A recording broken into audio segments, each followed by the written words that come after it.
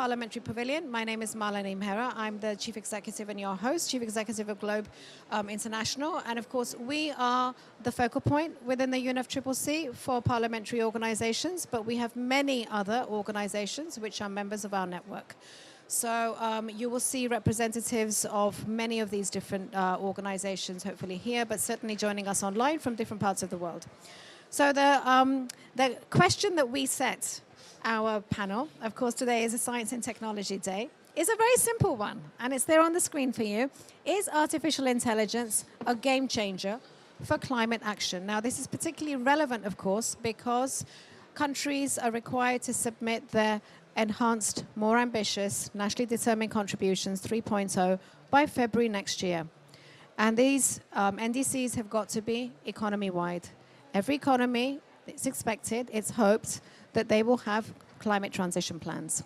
So we wanted to use this as an opportunity because there is such a large cluster here of tech companies, tech developers, people who understand this landscape. So we've invited 4 of them to join us to explain this and to answer that key question. This is a Meet the Expert session, so to really introduce us to the potential, the pitfalls, the governance and the use of AI in these climate transition plans. So I'd like to get the discussion going with initial opening remarks, please, by you, Adam. And Adam Ellman is the Head of Sustainability at Google. And so I get this right, this is Google for Europe, the Middle East, and Africa. And he's joined on the stage by a good friend, Michael Nachmani, who has been with Globe in the early days and is an entrepreneur in her own right and is the founder and CEO of what you will hear about, the Climate Policy Radar, but importantly has also been the principal co-author of a recently launched report, which is on artificial intelligence for climate mitigation, a roadmap published, I believe, with the Japanese government. So we'll start with Adam, please. Adam, your opening remarks. Thank you. Is this on? Yep. Can you hear me? Oh, fantastic. I'm half deaf, so I can barely hear myself, let alone anyone else. So thank you for joining. I hope you're all having productive COPs.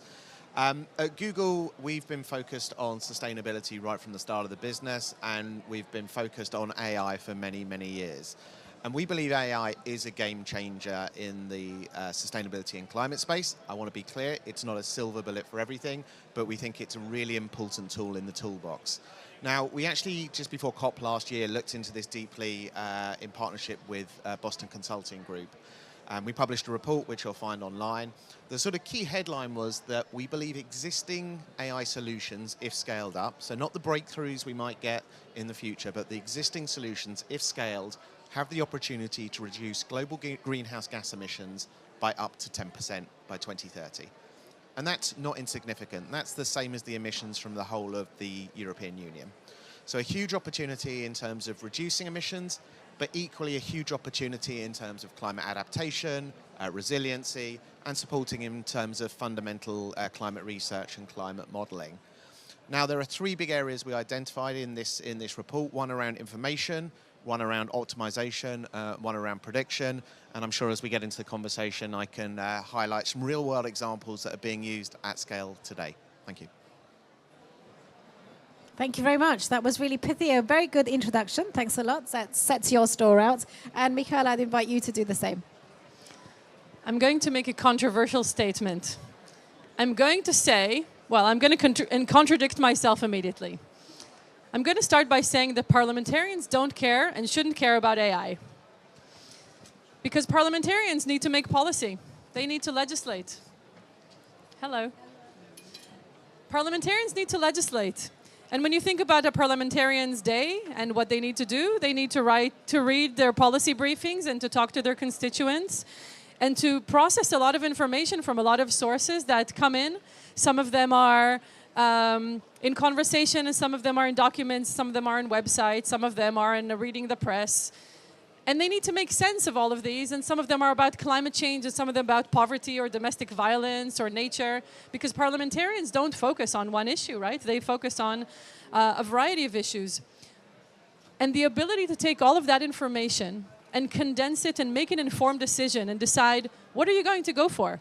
Are you going to vote for the bill or going to vote against the bill? Are you going to promote that agenda or not to promote that agenda? That has almost nothing to do with AI. Except when you read these long policy documents or try to process all of this information, you have a limited time. And you have policy documents that are, I don't know, 80 pages long, and you also want to learn what your peers did in the other province or in the other state or in the other country. Sometimes these processes are in different languages. Sometimes they're very technical. How do you make sense of them? This is where you start caring about AI. Because AI has the capability to take a lot of information and to condense it and to process it and to synthesize it into a very, very elegant thing. One page, font 20, so you can run from one meeting to another and know exactly what you need to know. And this is where it starts getting interesting, because if we don't have that information, then we get stuck with our old ways. And the old ways are not taking us anywhere, as you can see from this COP. The old ways are leaving us with increased emissions, reduced resilience for our communities, and so on. So this was the first part when I said that we shouldn't care about AI, because AI is a tool only to synthesize information. But of course, AI needs to be taken into account responsibly. And this is where you need to start caring, because regulating AI is one of the important ways to make sure that it is deployed responsibly. AI is not a thing, a monolithic thing. AI can be deployed with models that are biased, with data that is absent, with applications that are irresponsible. So if you get your information, your one page are wrong, and you go and you vote on that bill because some model told you something, but that's wrong, there's a really high risk. So making sure that we are making the AI systems that feed our decision-making responsible, non-biased, comprehensive, taking into account data from the global south where there's availability and accessibility issues, all of those are critical. Making sure that models are not black boxes. These are the important things that we need to talk about. Let me conclude my opening remarks there. Thank you very much. I think you've made the case very well, Michael, for why this matters for members of parliament. And actually, we have those in the room who were there at our previous session, because you talked about who verifies the data, who collects the data, who verifies it. And of course, we know that lawmakers have a key role in creating the legal frameworks, creating the legislative and the regulatory frameworks for it. But I'd like to go back to you, please, Adam. And for Google, there is, of course, a very clear regulatory environment. If we're looking at the United States, if we're looking at the European Union, where there is a great deal of public as well as institutional concern to make sure that we've got the right regulatory systems in place. So it's not an afterthought. But we see that in a lot of other parts of the world that actually the technology is racing ahead of where the laws and the regulation is. So if you can share with us some of your learnings, because you've been in this game, as you say, the longest, on the challenges, the interface between technology development, taking to market, and the regulatory environment. Yeah, no, it's a very important question, and the interesting thing is, there's a lot of excitement around AI, but AI is not new. If you were using Google Search 5 or 6 years ago, or Google Maps, you were using AI. Now, that said, the opportunity is really accelerating, as is the technology. And we've said very publicly we think it's too important not to regulate, and our team spend a lot of time talking to regulators around the world, because we do need regulation. We equally need to make sure it is the right regulation so that it can be used responsibly, and there is this opportunity. And we always talk about Google about it both being bold, because we think there's a huge opportunity. I'm very focused in the climate space, but there's huge economic opportunity, etc. But also being used responsibly, and again, that's everything from copyright through to being used in the right use cases. And clearly, from a sustainability perspective, we're very focused on the energy and the emissions associated with it. And the sustainability space, and this is very much highlighted in the report that we published, I mentioned, we highlight sort of a number of areas where we think policymakers need to look at. First of all is around the enabling framework. Have they got the right infrastructure in place? Are there skills in place for people to be able to use the technology and understand the opportunity? And again, companies like Google can help in this space. We provide a lot of free training, etc. But that's sort of one area. Another area is around deployment. How do governments encourage and incentivize the deployment of technology and AI? Again, very focused in the climate space, but how do they also use them themselves? How do they get their own use cases? You've heard, the amazing work that's happening in this space, but there are so many opportunities for governments to advance their own work. How do they make sure they're really doing that? And then the final piece is this responsibility piece. How do they make sure they're putting in the right regulation, the right frameworks to make sure it is being used responsibly? Good friends joining the panel here. So that's just a sort of a bit of an insight, but we spend a lot of time sharing our knowledge, responding to consultations, and learning from others. Again, this is a space which is very much evolving very quickly. But yeah, a bit of an insight into how we're thinking about that. Thanks very much. So keeping the discussion flowing, and Michael, I know what you want to come into this point. May I just take the opportunity to introduce Maurizio? We'll come back to you in a sec, but Michael, over to you. Thanks. I wanted to make a couple of comments about regulation. Technology is moving very, very fast. Legislation is not moving fast. So while we see huge developments over the last couple of years, Adam said rightly, AI has been around for a while, but the AI that we're seeing now is very, very different. Its applications, its scale, the speed of deployment, and the appetite of everyone to take on AI tools is very different to the scale and to the speed of legislation. So we need to think about a few things when we think about that, because we have a different set of problems. 2 points on necessary regulation. First of all, there is a huge skills gap and capacity gap across everywhere. Business, society, legislation itself, and so on. And regulation can help close that capacity gap by saying you must have an AI officer, you must have an AI department in a government ministry, and so on. So capacity building is one thing, legislating for plans, for educating kids, for educating in universities, for opening and funding all of those initiatives that can scale and scale up the AI gap that will only grow larger. The second thing is that we need to think about the data, the openness, and the black box of models. And regulation around opening up and opening data and taking an open science approach is something that can be extremely helpful, especially when we talk about public goods like environmental data. The ability to then create applications and models, yes, that can be later monetized and so on the basis of a very open science platform, that is something that a regulation framework can do. The same way that medicine did it, asking for open genomic data that later enabled the development of vaccinations and so on. Thanks very much. And Michael, on that point, I'm glad to announce that we have our fourth and final speaker. I'm going to ask you to shift over one seat, Maurizio to shift over to the other, and Adam, you'll find that there's a mic, a wide mic at the foot of your chair, exactly. And now we have space for our fourth and final speaker, Ms. Ulduza Khalilova, who is Azerbaijan's leading tech developer, to join us. Wonderful. So, and also, I'm now going to take the opportunity also to introduce Maurizio. Let's make sure that I get your titles right, please. So we have Doctor. Sorry. That was exciting. Sorry. All right. Do we have a time to shift? No, we're good, we're good. So shift together. It's going to be a very intimate conversation.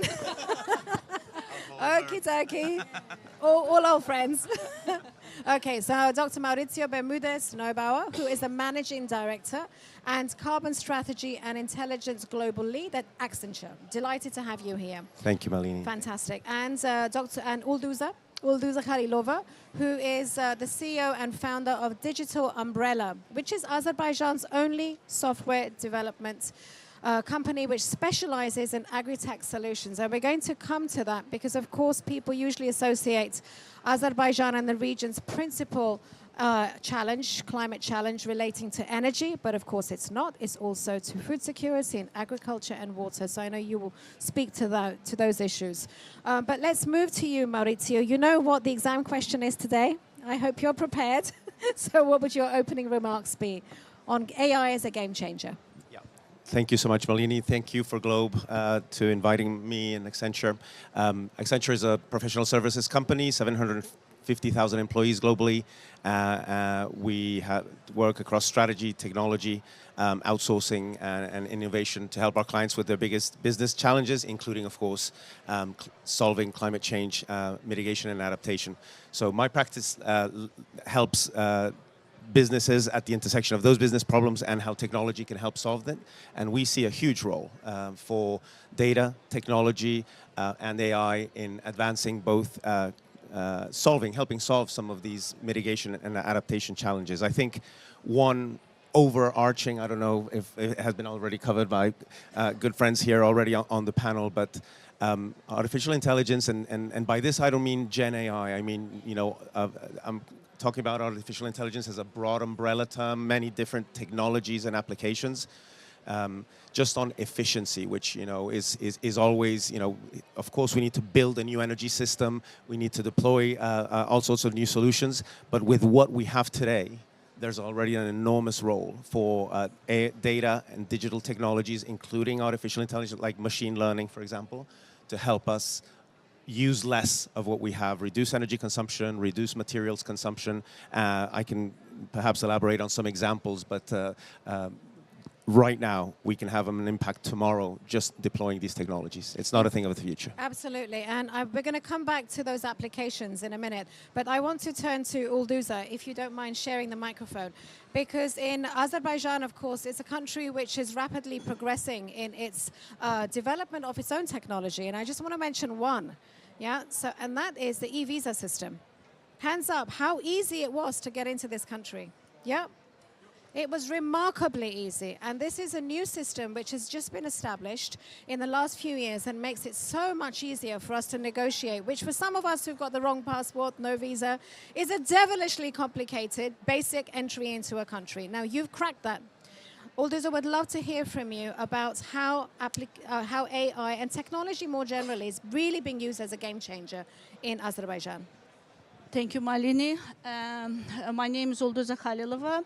I'm a CEO and founder of the Digital Umbrella, and happy to say that I also was in the team that was developed the e-visa system a few years ago.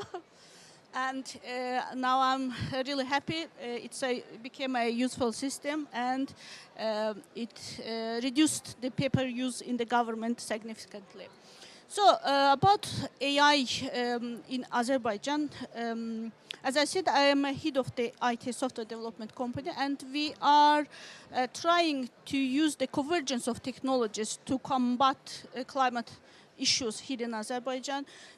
It's almost the end of the COP's first week, and you are already aware that here in Azerbaijan we are in the list of the 20 world countries that suffers most the water shortage, and it hits us very hard, And what are we doing here using AI and the different technologies? In our company, we use both AI, machine learning, remote sensing, aerial images to help farmers to better cultivate and better organize their works in the fields.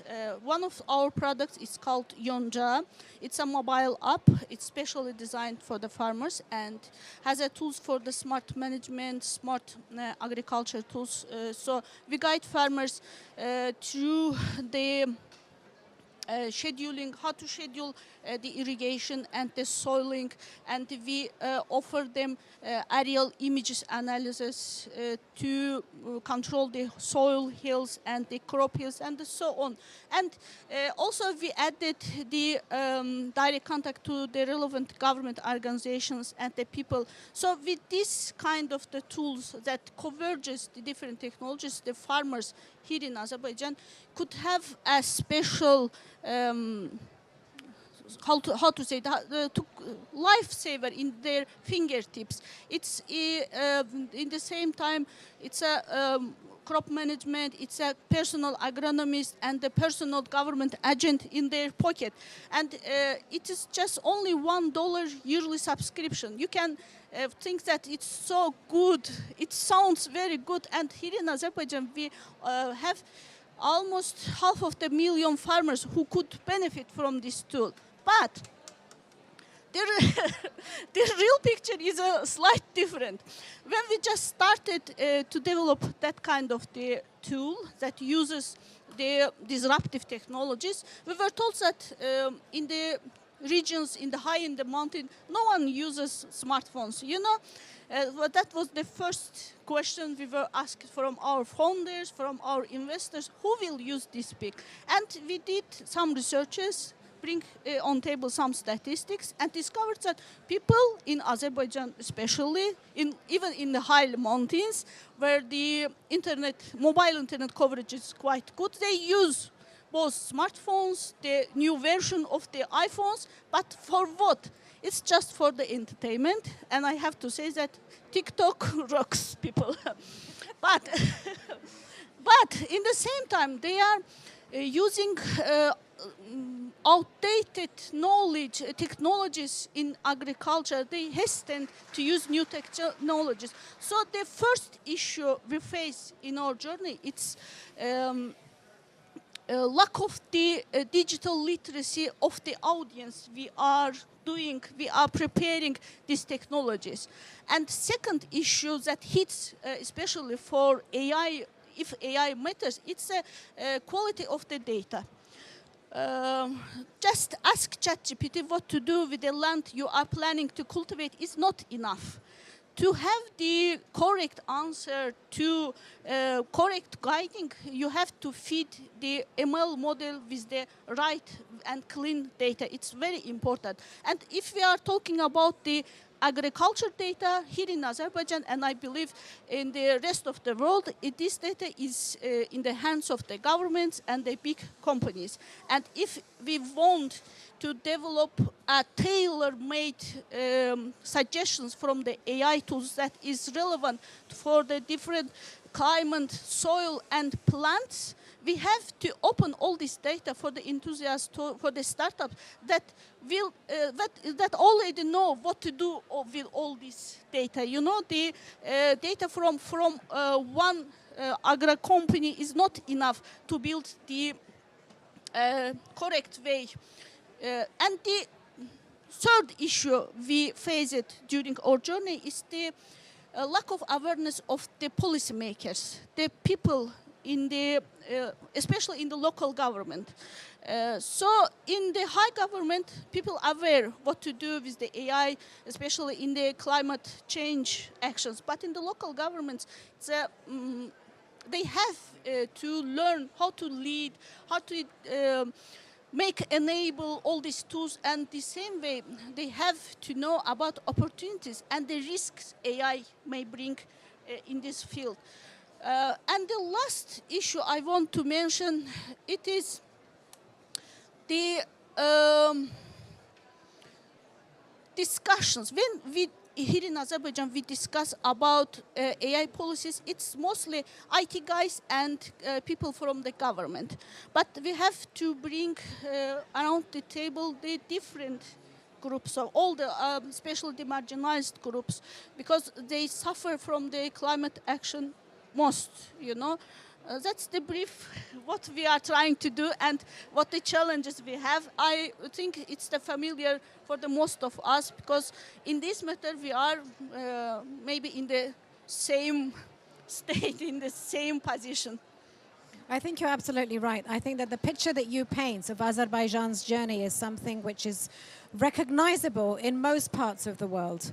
And if I just think back to the example of country I'm familiar with and I'm from, which is in India, where we introduced e-governance already in the 1990s.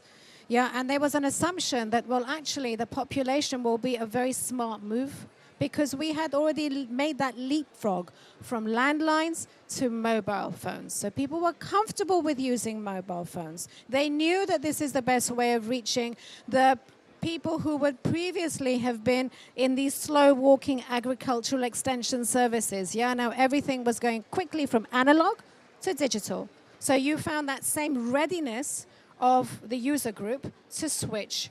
The challenges are, of course, as we discussed earlier, in the regulatory and the institutional environment, but also at the local government, and because this is not a conversation which has really moved beyond the elite policy community. So that's why we're trying to not just democratize that understanding, but make sure that those people who are key to ensuring that we've got the right fit with regulation, policymakers and lawmakers, understand it.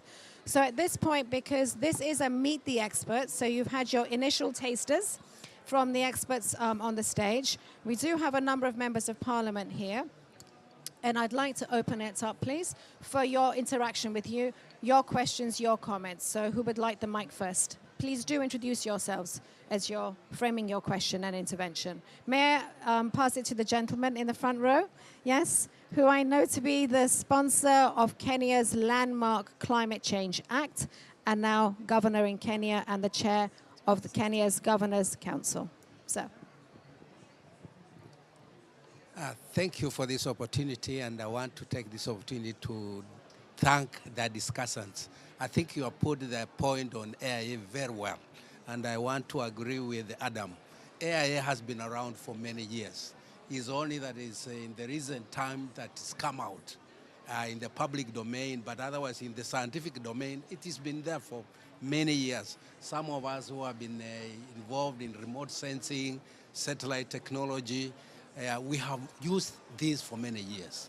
And therefore, I also want to agree with Mikhail that we, politicians or members of parliament, we have so many things before us. And when it comes to legislation, you really need to look at various issues on the subject you are looking at for legislation. So you may not have time to go looking around who has said what and what is the best. But I want to agree with her that AIA is good because it can bring all this information and synthesize it into a summary of what you need. But the trick thing here is that whatever you are getting the summary, is it the correct thing?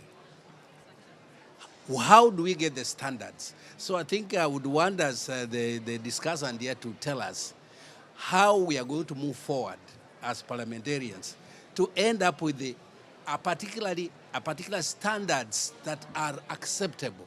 May not be one standard, but the general standards that can say, if you meet this standard, then you are within the range. And also, one of us here talked about having now to have intelligence AI officers within our parliaments so that they spend more time looking at all these various areas where we have this and which one is the best. So let's see, how do we put the standards and how do we operationalize AIA as part of the operational procedures within our parliamentary system? So I've been building tools for parliamentarians since 2010. 2011, to be fair. We started collaborating with Globe because in COP 2009 in Copenhagen, Globe parliamentarians got together and said, we want to learn from each other so we can legislate better, and commissioned the London School of Economics to write a small book on climate laws in 16 countries so they can get together and learn from each other.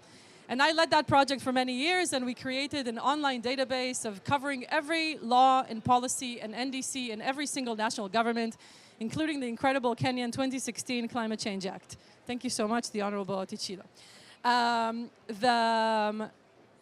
The question is, how do we get that to be right? So first of all, we need to make sure that we're reading the right things. Is this the policy? Is it in force or is it not in force? Is it some blog that somebody wrote that said there was going to be a policy? Or is this the official document? So there we work with groups of experts whose job it is to go and make sure and verify.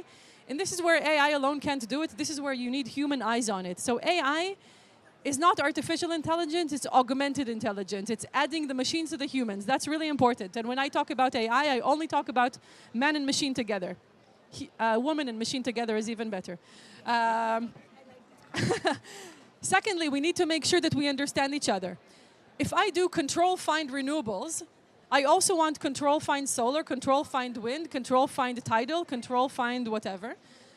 Being able to curate and understand what it is that we mean when we say renewables or just transition or impacted groups or adaptation or locally led adaptation, we need to understand what that is. Now, language models can help us if we bring the human expertise and say, this is what we mean, this is what the groups that are walking in the negotiations mean. When we say just transition, we also mean negotiations with worker unions. So when you're looking for something, you also know to look for those fragments of text. So again, human and the machine work together. Once the humans say what, the machines can run and find everything together. But again, you need evaluations. The trust in that is critical. So when you put the application in Climate Policy Radar, that's what we do. We put online free tools for parliamentarians and civil society and everyone else to look and see it. We give you the tools to check if it's right. So if we give you an AI summary, we also enable you to see immediately what is the original text from the law or from the NDC on which we base the summary. So you can check for yourself, so you don't have to rely on some black box. And continue dialogue with stakeholders, with parliamentarians, and so on is critical in order to enable understanding what is helpful for you. Is it helpful for you to look in, to do a filter for sectors? Is it helpful for you a filter for technologies? Is it helpful for you to see it as a summary or as a map?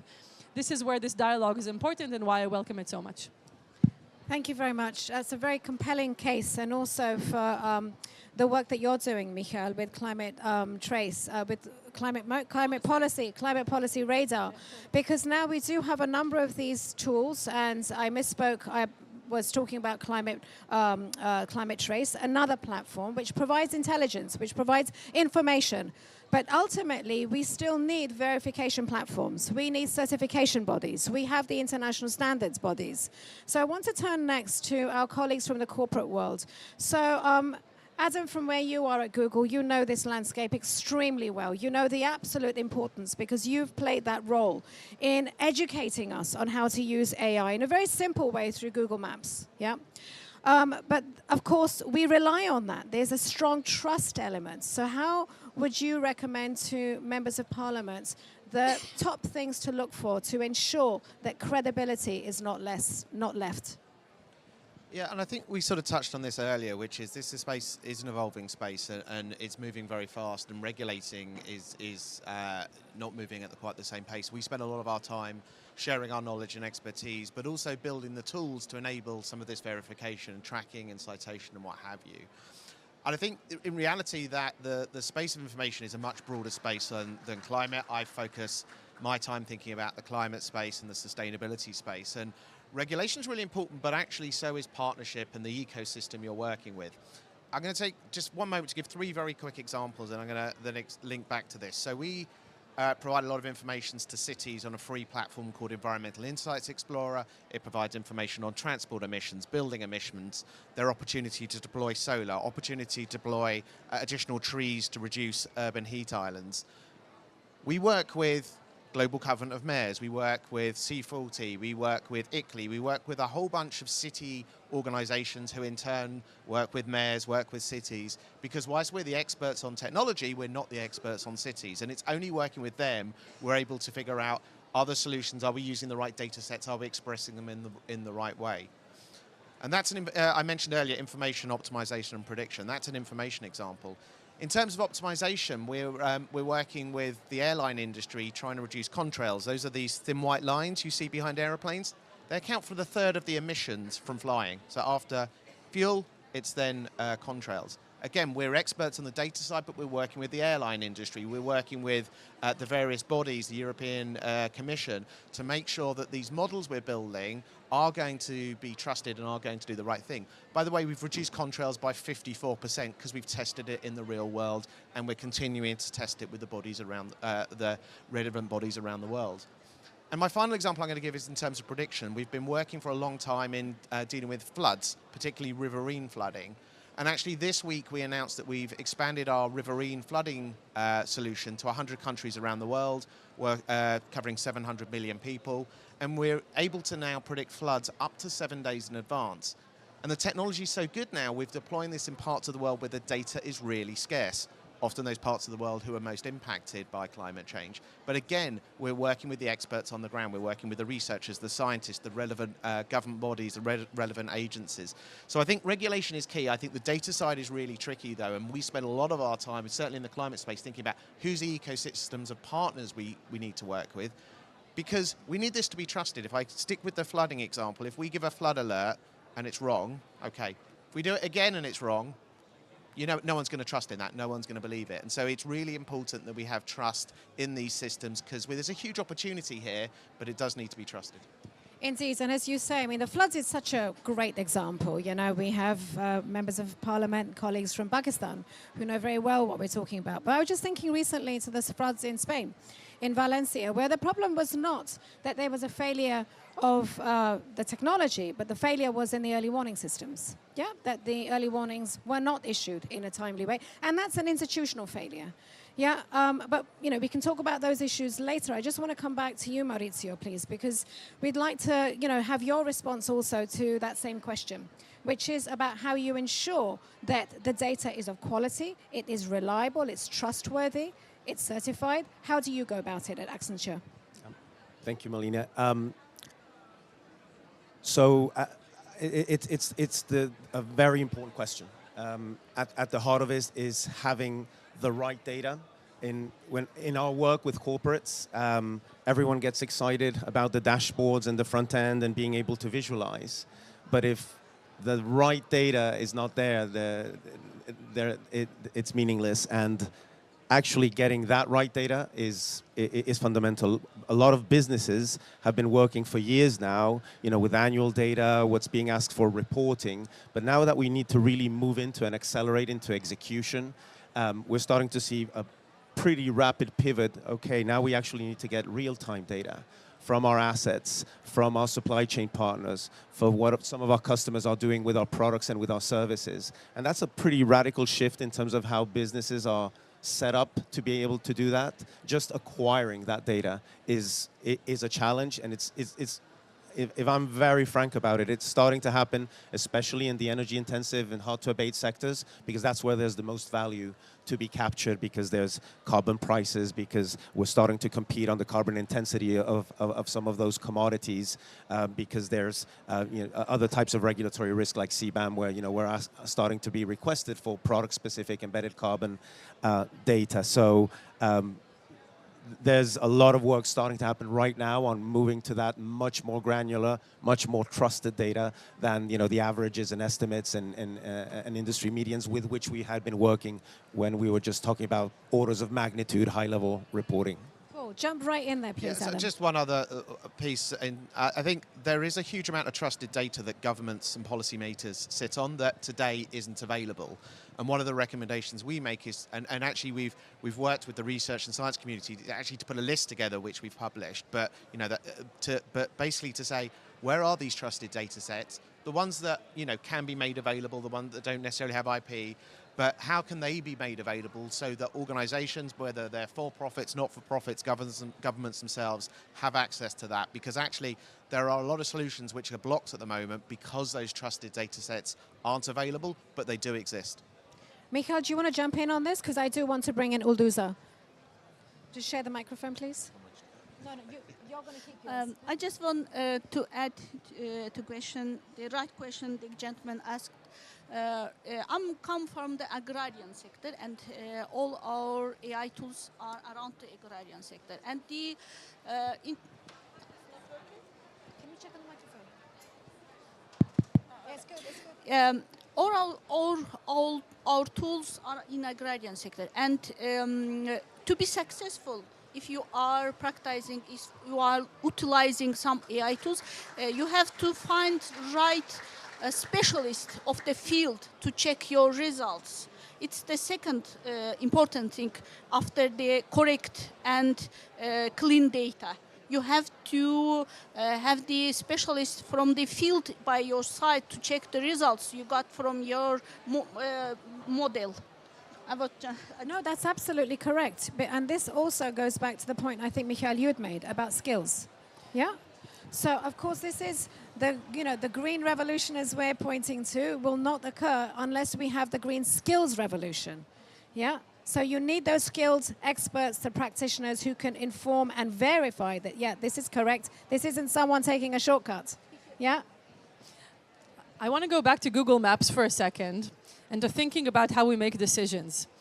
When you say on Google Maps, I want to get from place A to place B, you are making a decision. Do you want to get there in the shortest way? Or do you want to get there in the greenest way? Or in the prettiest way? That's a policy decision that relies on your preferences. Do you want to decarbonize fast, or do you want to decarbonize while taking communities into account, right? These two can be contradictory. So how do we get from place A to place B is a very localized and customized decision. And Kenya will do it different from Pakistan. We'll do it different from India. We'll do it different from Namibia. and the ability to separate fact or the data underlying from the opinion, which is the normative frameworks that, that sit on top of that, which is the model. This is very important. And sometimes we have AI systems that bind the two into one. If you go on ChatGPT and you ask it something, it can tell you, this is the best way. Best for what? So being able to say, this is the data, and if you want to go this way, fine, and if you want to go that way, that's the other way. That's another critical thing there. Part of the skills gap is knowing how to learn the nuance of what we mean when we say AI. How do we separate data from model, from application, from trust, from all of those things? And the skills gap needs to be all along this chain. Michal, can I build on that, please? So, and I think this is, I wanted to come in on your question. So when Accenture decided and said 10 years ago, all business need to become digital businesses because there's huge efficiency in the power of data and digital technologies to accelerate processes, to lower effort, to reduce cost of execution. A key enabler was to work on the digital fluency of the workforces across the business. So now we all talk about platforms and data and front ends and UX, but it took a while for everyone to achieve that fluency. We need to do exactly the same thing with these technologies, for the Adam's information optimization and prediction. Folks need to understand what that is. Folks need to start understanding the difference between large language models and machine learning models and decision trees. And so once we get that fluency, we can start making better decisions about the kind of things we want, the applications, prioritizing the urgency of the different solutions we want to deploy and so forth. That's very true. And I mean, looking at those of us on the stage who are of a certain age, none of us are actually digital natives. Yes? But our children are digital natives, yes? So they understand this in a way that we do not. I think that is key to understanding because we need to create that education amongst the current generation of policymakers. But equally, we need to help those who are younger, who think that they know the answers, to learn through experience, which they don't have, because the decisions that you're referring to are the result of wisdom and having a clearer set of objectives, which are whole of society-wide, not just what is the most expedient political or economic objective. And that takes experience. So I think that intergenerationally, there is a dialogue to be had, that in terms of strategies, it's not just about digital for carbon mitigation, it's digital for development. And those countries that don't have digital climate adaptation and resilience programs as part of their NDCs are going to miss out. So just coming back to where we started was the reason that we've had this meet the expert panel is because of this next round of NDCs, which are going to be much more demanding. They're going to require a higher degree of understanding of the national, the regional, the local economy than we have ever put the case to policymakers and members of parliament. So I'm going to have one last round of questions and comments, please. We'll take them both together, and then I'll invite all the panel to reply in one go. The lady in the front, please. Thank you very much. I'm Sarah Safdar. Basically, I'm an academician, having served at Peshawar University in the north for 38 years and retired as a professor and dean. Later on, being part of the parliament as the minister with 5 portfolios. My question, when I read the basics question, beautifully explained by the panelists, a lot of learning, but I was thinking of AI as a game changer for climate action for the farmers at the grassroots level. We are talking about the policy, its implementation, data, everything. But to what extent all this thing is acceptable to the person who is used to old methods? The basic thing is bringing change in attitudes for new practices. So for that, I would like to request the panelists to help me out to understand what we can do to make it more profitable as well as positive data back to us. Thank you. Thank you very much. And I'm going to ask Ulduza Khanum to respond to your question because, of course, she has been speaking about how to make this workable for those who are at the bottom of the pyramid, those who are facing the onslaughts of climate impacts, and those who are responsible for creating the food security. So her focus, as she's been saying, is very much on creating not just literacy, but also capability within farmers. So Ulduza, we'll come to you, but before we do, I'm just going to take the last question because that one is clearly marked you. The next one is going to be from the gentleman from India. Thank you so much, Melanie ji. It's such a vibrant panel today. I'm really excited to learn a lot this thing. As we all know that I'm coming from India, the problems is globally the same problem, but solutions are not single solution. It is a tailor-made solutions are required. For example, the madam, she's doing in a farmer literacy or something like that. You know, India is a 1.5 billion population and 1 billion mobile phones are there in India. But what we have right now, we have a conventional way of agriculture. For example, the natural resources are limited, but what we are using per meter cube, per kiloliter water, what kind of production we are taking is important. Because year by year, population is growing, but resources are very limited, but are we really taking that much yield per kiloliter water? Even the soil degradation is rapidly happening due to climate change and global warming, and a lot of soil erosion is happening. And most importantly, as rightly said, that legislators are not having a literature of this particular literature. How? Because we have almost 800 parliamentarians, or almost not even 5 to 10% are really have this kind of idea. How really we are going to combat this kind of climate change? How we can educate them? This is a very big challenge, and it is a big opportunity. How we are going to deal this kind of solution, please. So I'm looking to answers on both of those questions and others that you feel that the audience was pregnant with a question, but it wasn't put to the panel. So let's start. We're going to go down. These are your final remarks also, please, in the interest of time. Adam. Thank you. Both great questions. I'm going to give one example, and I've given some of the examples of the solution Google builds. Actually, many organizations come and build solutions on our platform, and we also fund philanthropically not-for-profits who are building amazing programs in this space. And I was just looking up, one of the not-for-profits we funded is an organization called Wadwani AI, India-based not-for-profit. We gave them, I think, $3.3 million. They've built an app for farmers. It's been deployed now to many farmers across 10 countries, and it uses AI and mobile phones so they can take pictures of their crops, and it tells them how to manage pests on crops. And I was just checking the stats. Since using this, they've managed to increase their profits by 20% and reduce pesticide use by 25%. So I raise that because I think it's a real-world example of how it can be used on the farm. But again, it's an example of how the real experts, this is not Google sitting, I don't sit in my office in London going, I know how to fix the farming community in India or wherever it may be. We need to work with the real experts, not in terms of also the technology, but how to best deploy it. How can we get the right uptake? How to have the right culture, the right language so that people really do use it? If we want, is it okay? If we want to make an original farmer here in Azerbaijan, it's a male, 55 years old, owns a small land, has a wife, 2 children, boy and girl.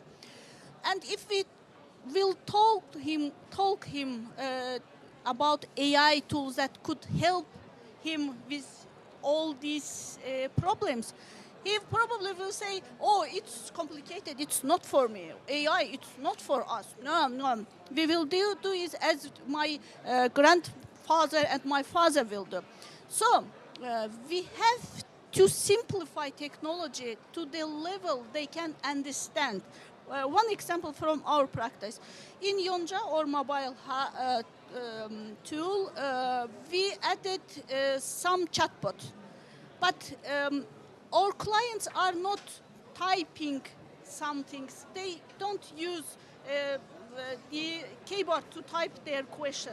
they mostly use their voice to ask the question. So we headed up the technology and to recognize the voice of the asker and they understand what is want to answer him.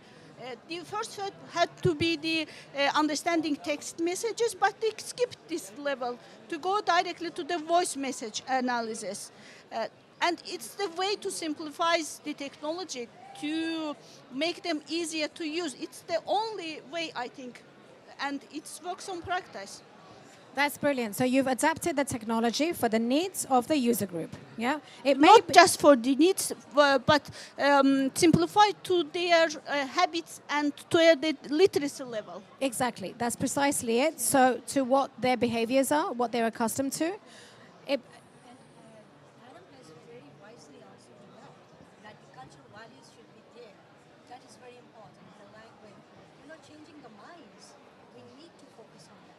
Thank you. Indeed, indeed. I mean, I think that this is something that everybody here has emphasized, which is that it's not a silver bullet, that it has to be locally adapted and localized. I think everybody in their interventions has made that point really, really well. So Maurizio, just coming to you for your final responses, please. Yeah, so I was going to make actually a very similar example to both of what we've heard here. This is a corporate to their smallholder farmers. So they are already engaged, as a supplier. So it's not just something that comes a little bit out of the blue. It's, part of their natural business where they're helping with all sorts of tools, recommendations. They can take pictures of, the health of the plant and, gets uploaded and back and helps them, might be this type of disease or lack of nutrient or whatever it might be to help them increase productivity. And so it's win-win, of course, for both the smallholder farmer and the company who gets a better yield from its smallholders. Now, back to the point of meeting people where they are in a very localized way. I'm going to do a little bit of an ad for Adam and Google here. I was just this week extremely impressed. We published a report on Monday. I sent it to these guys. Within 30 seconds, they had sent me back a podcast of my report. When you hear it, you can't tell that it's artificial intelligence. And so I think that, I don't know how far away you guys are from this, Adam, but speaking in the language, in the terminology to, bring down, the technological conversation down to the language with which people will understand and engage, it looks like we're very near to being able to do that. Michael? I want it in poetry, please, because art is what speaks to the people. I have very similar points to make to everyone here. I want to add the final one, which is on the openness of data. We can build incredible platforms, but if no one can afford them, then we have a problem. And open data and open platforms and do two things. First of all, they create climate justice, the ability to give to those who don't. Those are usually, or almost always, those who contributed the least to the problem. So there's something about changing business models, something about de-risking, investing. It is better for everyone if the farmers know what they're doing and what their pesticides are, and if there's going to be a flood or a drought, and which crops do they have to plant for next year, because they're not sure if there's going to be a flood or a drought. So it's great that the modelers are better at predicting whether there's going to be a flood or a drought, but when you plant at the beginning of the season, you don't know that yet. So there's a lot of things to be done about risk management, and that de-risking is something that doesn't have to sit with the farmer, but has to sit somewhere else, and being able to see that and not just to put it on the end application is critical. So we have a systemic change here that will eventually come down to the farmer, but that starts much, much earlier. And that will also contribute to the trust in those systems. Thank you. Indeed. And I just want to end with a final point, which is that we are just glimpsing part of the ecosystem. Yeah? So the insurance sector is now here in full force for the first time. We have, as part of the high-level champions team, a team which is just looking at how to de-risk climate investments, de-risk finance. So we've been able to provide you with just part of the picture. I'd like to use as my final example the one that you had given, Maurizio, which is in the question that we've posed you is we've asked for you to talk about the potential, but also the pitfalls. And the pitfalls are there in terms of the implications for employment and jobs It's absolutely remarkable that Google is able to provide the technology that somebody can, at the click of a finger, come up with a podcast, right? But it's also predicated on the use of other people's IP. We know about the Hollywood strikes, etc., all of this. So this is in a very complex environment where there are no simple answers. It requires for us to skill each one of ourselves up, understand this fast-moving landscape, and for our constituency, of course, raise the level of awareness so that they feel confident they're moving in the right direction. So I'd like to thank all of our 4 fantastic expert panelists, Adam, Uldusa, Maurizio, and Michael. A round of applause, please.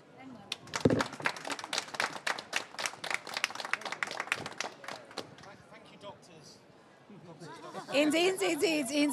My mommy's very proud. But I have to say, we have now loaned our stage to our friends in the Arab League. So you have to make a very quick exit because they're going to begin at 1 o'clock. Thank you so much.